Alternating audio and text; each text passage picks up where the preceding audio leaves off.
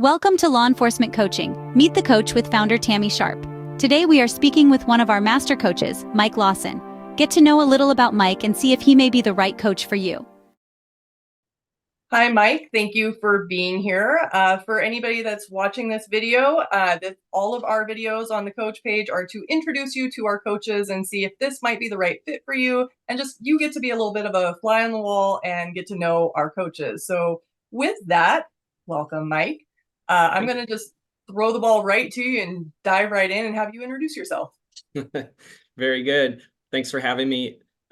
Mike Lawson, worked for the Sheriff's Department, San Diego Sheriff's Department for about 24 years.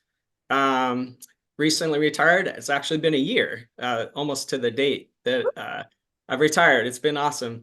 Yeah, the last 10 years of my career, I was on the peer support team. I was a peer support coordinator.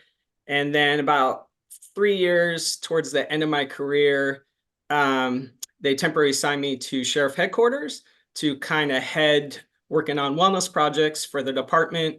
And I'm happy to say I was able to help start a wellness unit. I was able to get a wellness day started when I was there, and it was awesome. And then now I am actually working again, so part-time, with Chula Vista Police Department, and I am their first ever wellness coordinator. So I started there this past October and just been working on projects, trying to help their people find resources and just love on the people that work there. That's amazing. So you retired for like a second. Yes. So I want to talk about that. I want to go into that a little bit and talk about, coming up to the retirement portion. What was your mindset with that? Yeah, so obviously you think about it, I mean, throughout your career, especially as you get towards the end, but when that actual day is going to come, like that is just like, I mean, you could set a date, but it wasn't like that for me. It was different, I think, than most people. I knew I probably had 2 or 3 more years. Obviously, I talked about it with my wife and figured out the finances, things like that. And then this opportunity came up towards the end of my career with Chula Vista PD, and I just felt something, God or somebody was telling me I should take this position, help them, and I actually live in Chula Vista. So I have a heart for where I live. My kids go to school here. My wife goes to school here. So yeah, I feel like I'm supposed to be there, and I'm loving it. That's amazing.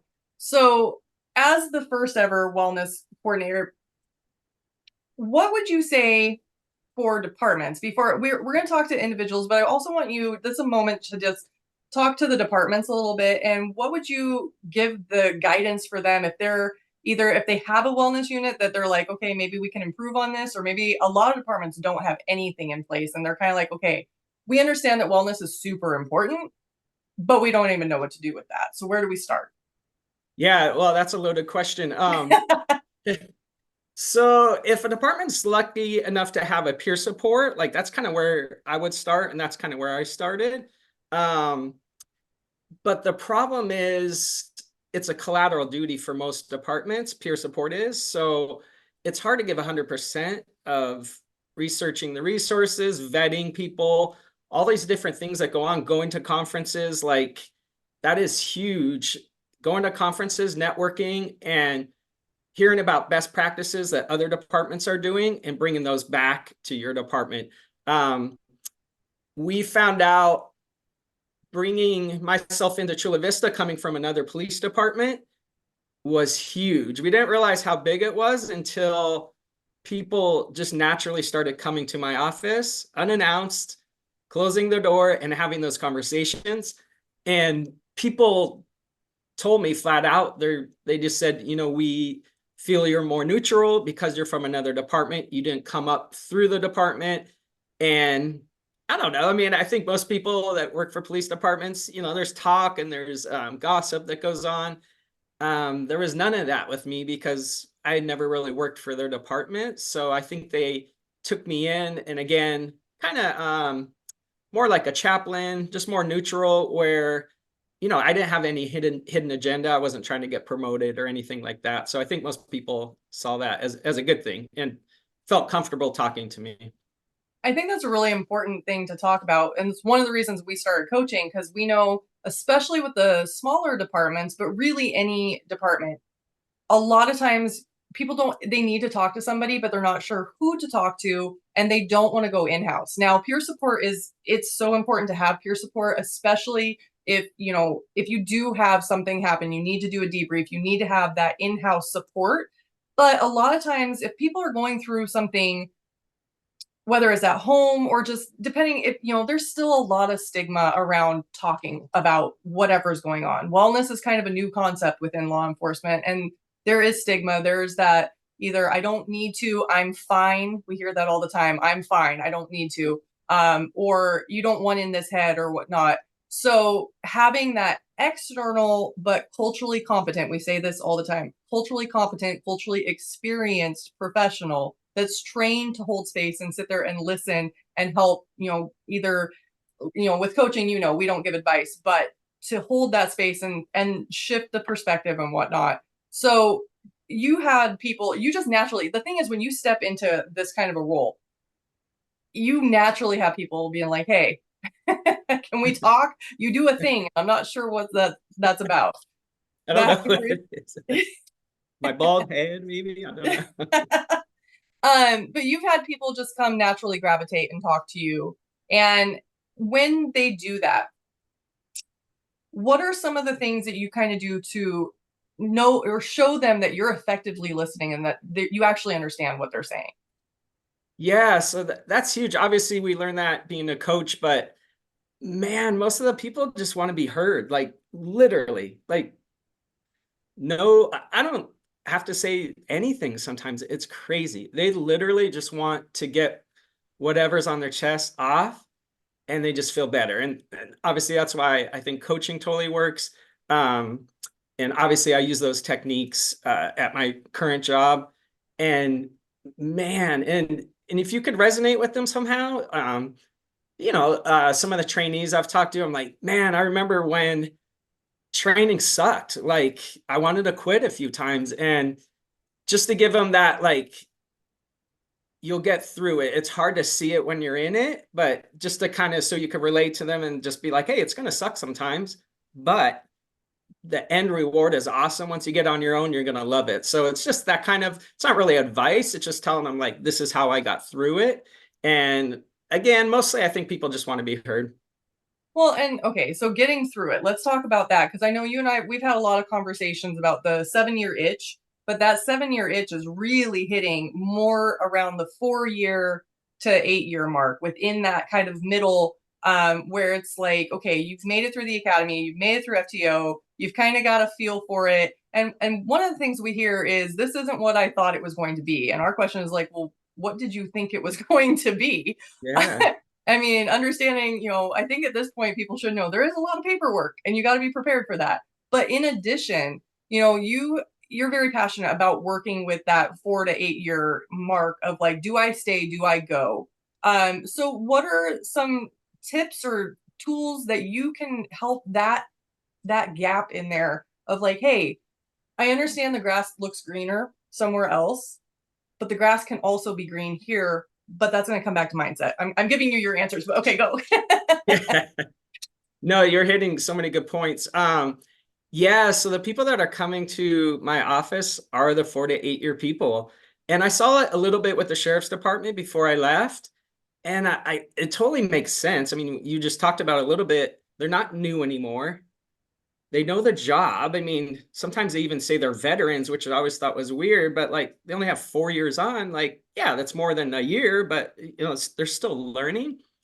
I think they just see things more clearly, and a lot of it, I'm just being honest, is some of the BS that happens in police departments. I'm not going to sugarcoat it. It is what it There's a is. lot I of mean, BS. Like, let's not sugarcoat it. Like, this is our platform. There's a lot of BS that happens with the job.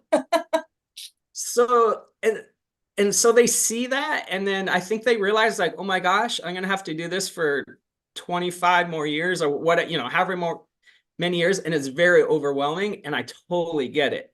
And a lot of them, it just goes back to they just want to be heard. I mean, these people are just like venting to me, literally venting, and I'm just listening and I'm checking up with them and just trying to like do what I can. I mean, there's really like not that much. Like again, I don't really give advice. I just, I tell them I understand. Like I remember that with the sheriff's department, and I wanted to, transfer stations one time because a supervisor was such a jerk to me, and just keep talking with them. I mean, some of these people want to quit. Like I'm just being honest, but I feel like at least I have like a candle still burning a little bit, just keeping in contact with them. Well, and just the venting part is huge because a lot of times things we can talk ourselves as a female. You're married, women, we need to vent. And men, little disclaimer, don't try to fix.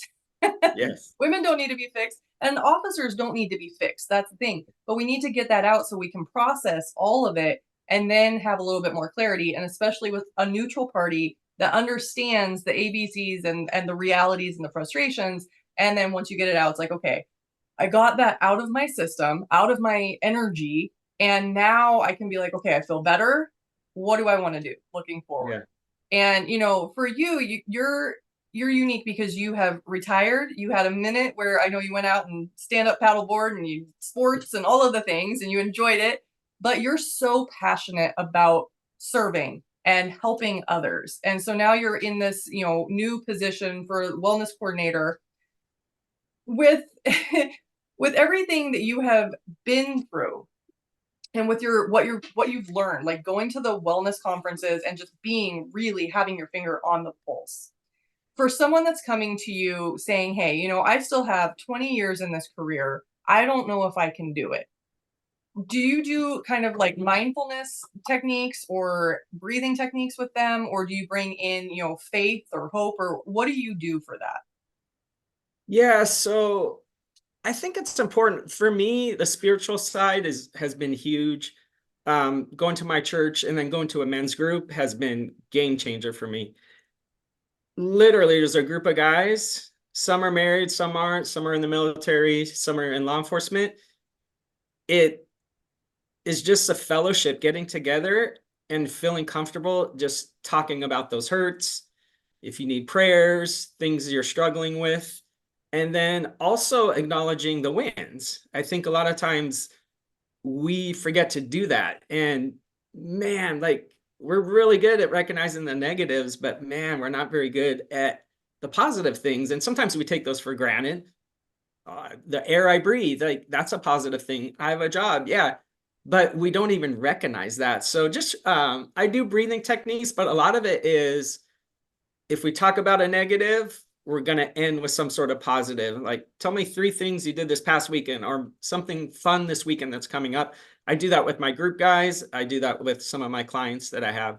And just to end on kind of a positive note instead of just everything so bad, bad, bad. And it might really be bad, bad, but I bet you there are some good things in there.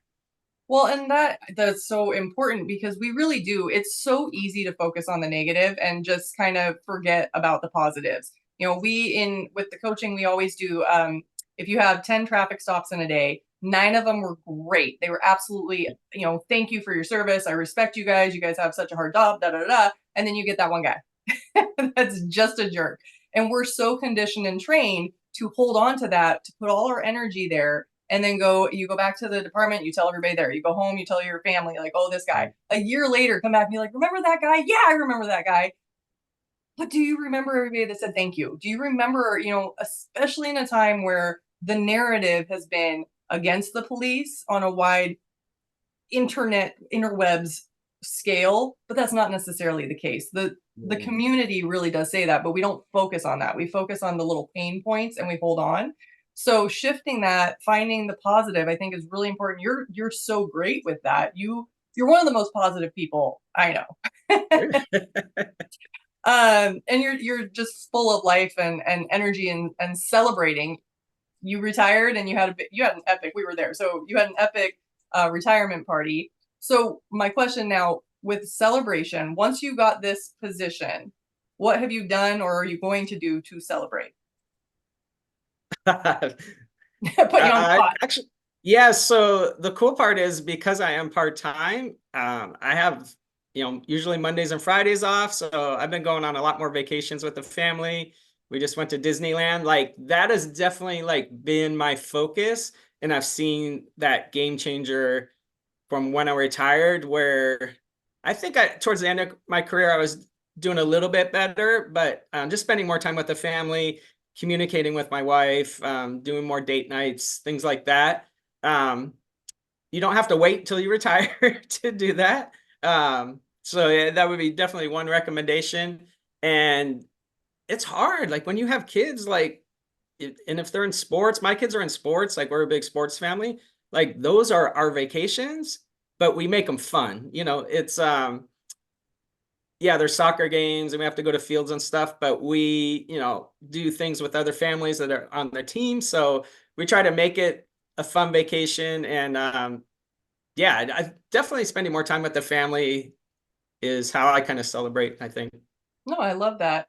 Yeah. So do you have an ideal client? You really like working with the 4 to 8 years right now. Is that right? Yeah. And I definitely have, obviously that I'm retired, I have experience with that. I'm going to definitely try to bring that to my current department.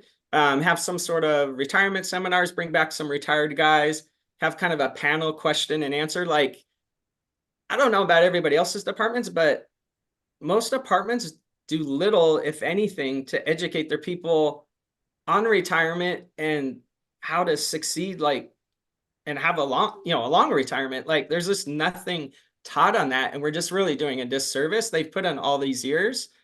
I feel that's the least we can do. So that's one of the things I'm definitely gonna try to bring to my department. But yeah, the 4 to 7 year, and definitely the people getting close to retirement. And then obviously if people have a spiritual side, I mean, it doesn't really matter what religion, but two of my clients specifically chose me because of they knew I had a spiritual side to me. Well, and I love that. And I want to talk about that for a second because you come from a religious, spiritual side and you're very passionate about that. And you and I are able to have conversations where I come from a little bit different spiritual side.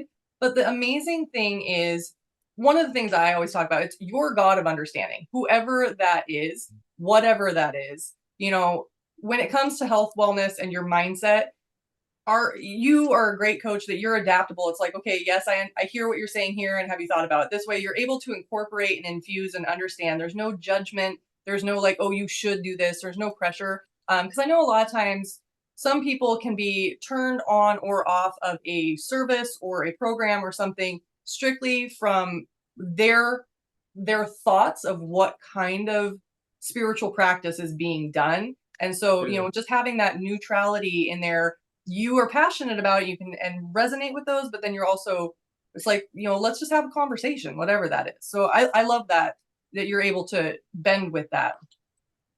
Yeah, and on top of that too, I love sports, and so a lot of or some of my clients, we would resonate definitely talking sports. Sometimes 20 minutes into our session, we haven't even got to like their goals or anything. We're talking about what happened like in so and so game or this basketball game. And I know sports aren't for everyone, but that was definitely a key for some of my clients, was just talking sports. And I still keep in contact with one of them to this day, and it's all sports text and talk, and it's pretty awesome. Well, and that's the beauty of coaching too, because we are not clinical therapists. So we don't need to be going into heavy shit all the time. If you have heavy shit going on, cool. We can absolutely, we're trained to help with that or refer you out. But just to have somebody that understands you where you can, like I have, clients that we talk about music, we talk about, travel, whatever that is. At least you have somebody that you're, building rapport with, you're establishing trust so that if you do need somebody, hey, you already know, you've felt this person out. And in law enforcement, everybody is feeling everybody out, being like, can I trust you? And it's very hard. Trust is, we know, trust is Yeah. such an important part, but it does not get handed out easily. It's earned. And we're all, Yeah. it's a little bit of why we do these videos so people can see, do I like this coach? Maybe not that one, whatever. So, as we wrap this up, so your ideal, I just want to reiterate, your ideal clients, now you're able to work with anybody. If somebody resonates with you, happy, but your passion, what lights you up is that 4 to 7, 4 to 8 year mark, the retirement, sports, spiritual. And then if there was one person that were to see this video and that's it, and this is your moment, they need to hear what you have to say in this moment, what would that advice or guidance be? It would just be, for sure, give coaching a chance. Like, I use all my coaching techniques at my current department. And again, I go back to us being neutral, us not working for their department. It's just a conversation between myself and the client. The department's not involved. It's just us, really. So it's, some of my clients have told me, I've told you things I've never told anyone at my department. And I was like, wow, like, he kind of barely even knows me. We built rapport, but like, why is that? And it's that mere fact that I don't work for his department. He feels safe sharing. And man, when you could share some of those traumas and unload some of that stuff, it's game changer. I'm telling you, we bottle them up and man, it weighs you down. It weighs you down. If you could get those out, you're doing the right thing. You're on the right path. So just keep up with it. And yeah, anybody out there, I'd love to be your coach, but we have other great coaches also. And that's amazing. We have our coaches. If anybody is resonating and wants to work with Mike as their coach, you can go through our website, scroll down, book a session. You can also just send an email if you're like, I want to talk to you a little bit more. And then we have all of our coaches, and hey, maybe law enforcement coaching is not the right thing for you and you want to go to someone else. Our mission is to get everybody talking and working on it and making themselves a priority so that we can all serve and protect our communities that much better. So thank you, Mike, for being here. Thank you, everybody, for tuning in. And until next time.